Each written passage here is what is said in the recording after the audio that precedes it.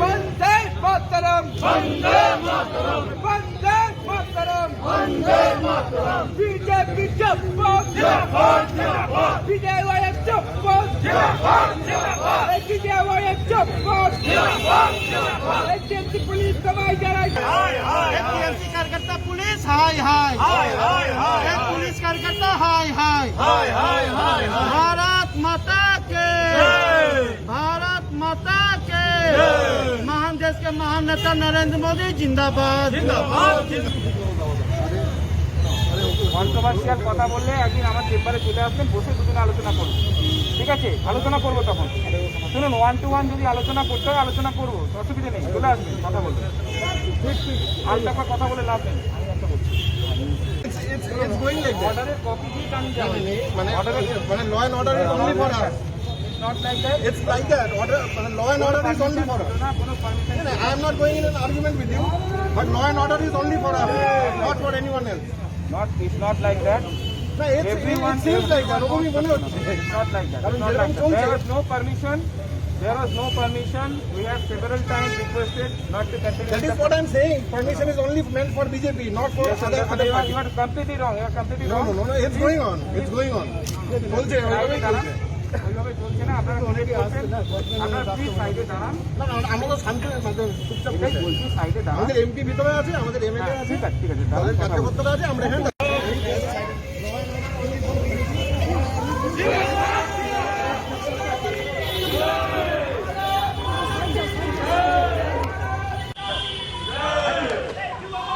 খবর সময় ভারতীয় জনতা যুব মোর্চার পক্ষ থেকে স্বাধীনতার ৭৫ বছর পূর্তি উপলক্ষে সারা দেশ জুড়ে যুব সংকল্প যাত্রা করা হচ্ছে।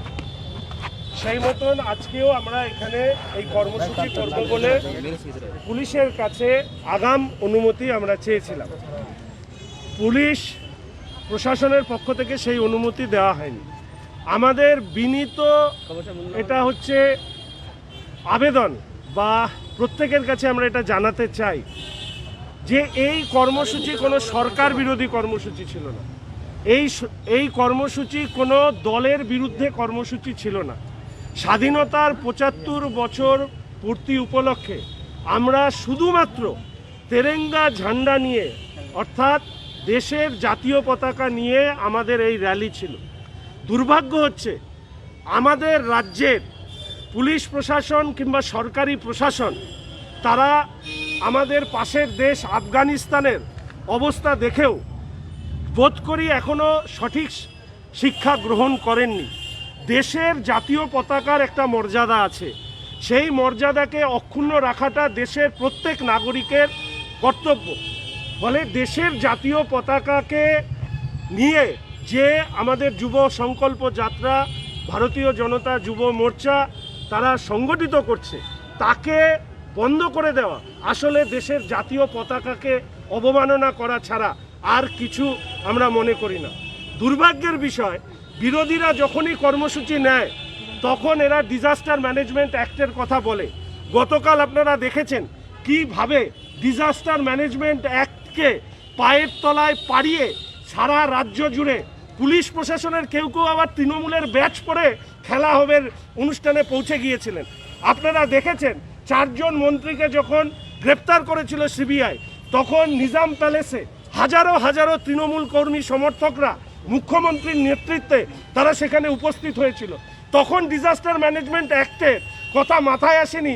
চোরের দায়ে চুরির দায়ে অভিযুক্ত নেতা মন্ত্রীদের বাঁচাতে গিয়ে যে রাজ্যের মুখ্যমন্ত্রী উপস্থিত হন, সেই রাজ্যে স্বাভাবিকভাবে দেশের জাতীয় পতাকার সম্মান রাখার দায় বা কর্তব্য বা দায়বদ্ধতা এই রাজ্যের পুলিশ প্রশাসনের অন্তত একাংশে নেই বলেই মনে করছি। আজকে যেভাবে এই কর্মসূচি বাধা দেওয়া হয়েছে তাতে আমরা লজ্জিত। আমরা ধিক্কার জানাচ্ছি প্রশাসনকে। এই ধরনের কর্মসূচিকে বন্ধ করা আসলে জাতীয় পতাকা অবমাননা করা।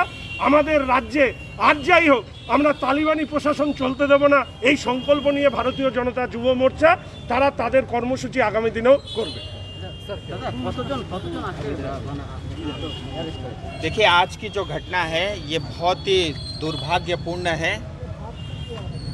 इस घटना को टाला जा सकता था। मैं पुलिस और प्रशासन को भी उतना दोष नहीं दूंगा, क्योंकि आज पश्चिम बंगाल में टीएमसी की सरकार नहीं है, ये एक तालिबानी सरकार है। और कलकत्ता से तालिबानी फरमान आया और सिलीगुड़ी में हमारे सांसद विधायक से लेकर के हमारे युवा मोर्चा के कार्यकर्ताओं को गिरफ्तार किया।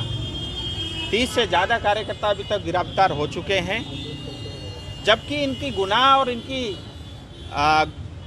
जो है कारण यही था कि आज जो है जब भारत 75वां स्वतंत्रता दिवस मना रहा है, देश भर में 75 स्थान पे 75 कार्यकर्ता मिल करके 75 किलोमीटर की साइकिल यात्रा या पैदल से मैराथन यात्रा करने का भारतीय जनता पार्टी की सरकार ने ये एक फैसला किया है। और 75 कार्यक्रम पूरे आनंद से अच्छे से देश भर में हो रहे हैं, लेकिन पश्चिम बंगाल में तिरंगा झंडा लेकर के भारत के इस स्वतंत्रता दिवस के उपलक्ष्य में कार्यक्रम करने का आयोजन करने का परमिशन आज पश्चिम बंगाल में नहीं है। ये दर्शाता है कि पश्चिम बंगाल में डेमोक्रेसी और संविधान लागू नहीं है। ये दर्शाता है कि ममता दीदी टेलीविज़न पे तो बड़ी बड़ी भाषण देती हैं, संविधान की बात करती हैं, कॉन्स्टिट्यूशन की बात करती है, लेकिन खुद वो पश्चिम बंगाल पे लागू नहीं करती। सो मैं आपके माध्यम से एक बार फिर केंद्र सरकार से, राष्ट्रपति जी से, प्रधानमंत्री जी से, गृह मंत्री जी से अनुरोध करता हूँ, पश्चिम बंगाल बहुत तेज़ी से विनाश की तरफ बढ़ रहा है और उसका एकमात्र कारण है टीएमसी सरकार। और पश्चिम बंगाल बहुत तेज़ी से राष्ट्रपति शासन लगाने की ओर बढ़ रहा है, उसका एकमात्र कारण है ममता दीदी। मैं आपके माध्यम से भारत सरकार से, राष्ट्रपति जी से यही अनुरोध करता हूँ कि पश्चिम बंगाल की जनता की अपेक्षा है कि भारत का संविधान पश्चिम बंगाल में लागू हो, भारत के संविधान के हिसाब से, कानून के हिसाब से पश्चिम बंगाल चले, जो अब पश्चिम बंगाल में टीएमसी के शासन में नहीं हो रहा है। यहाँ पे राष्ट्रपति शासन लगे और पश्चिम बंगाल की जनता भी आज़ादी के साथ खुले हवा में अपनी सांस ले सके, इतनी अनुरोध मैं आपके माध्यम से करता हूँ। और आज जो भी घटना घटी बहुत ही दुर्भाग्यपूर्ण है। और अगर हम भारत देश में भारत की आज़ादी के लिए कोई कार्यक्रम नहीं कर सकते, तो मुझे लगता है खेला होवे जैसे कार्यक्रम भी नहीं होने चाहिए। ये खेला होवे स्लोगन अपने आप में ये प्रेरित करता है हिंसा करने का। सो मुझे लगता है इस तरह के कार्यक्रम और इस तरह के शब्दों से भी ममता दीदी को बचना चाहिए।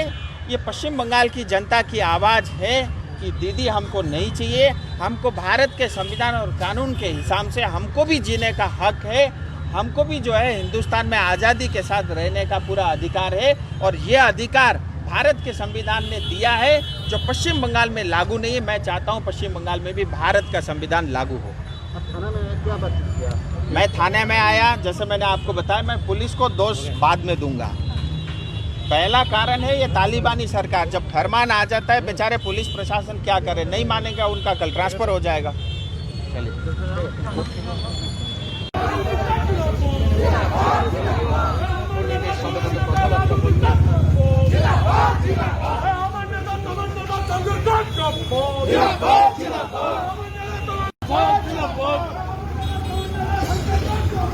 जिंदाबाद